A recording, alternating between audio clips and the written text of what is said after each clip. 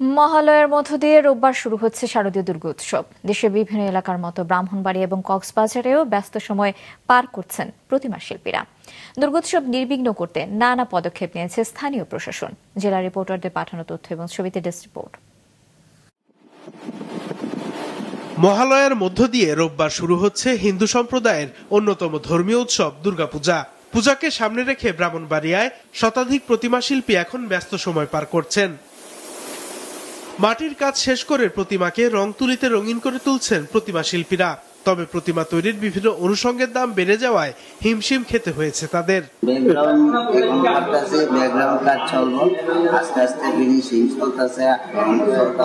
আমাদের যে খরচ দ্রব্যমূল্য এগুলি আপনার সর্বকিছুই আপনি বাড়বে, সেই অনুসারে আমরা ঠিক সেই রেটটা পাইতেছি। এবার ব্রাহ্মণবাড়িয়াতে 576টি মন্দিরে দেবী দুর্গার আরাধনা করা হবে।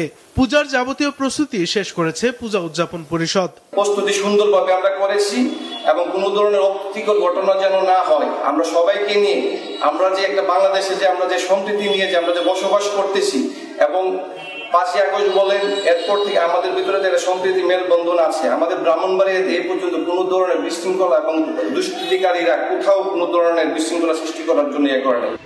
এদিকে কক্সবাজারে 320টি মণ্ডপে শারদীয় দুর্গোৎসবের উদযাপনের প্রস্তুতি চলছে। উৎসবকে বর্ণাঢ্য করতে চলছে নানা প্রস্তুতি।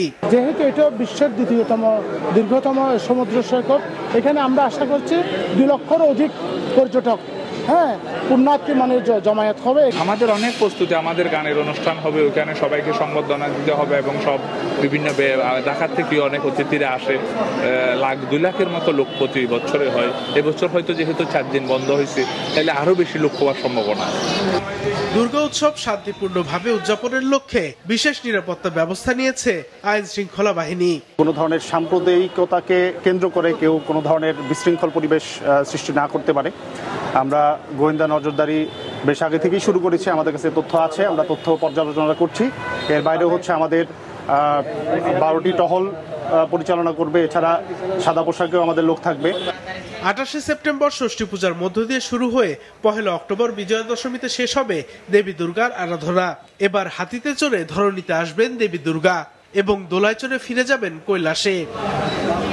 সাদেকুর রহমান সিদ্দিকী, মাছরাঙ্গা, নিউজ ডেস্ক।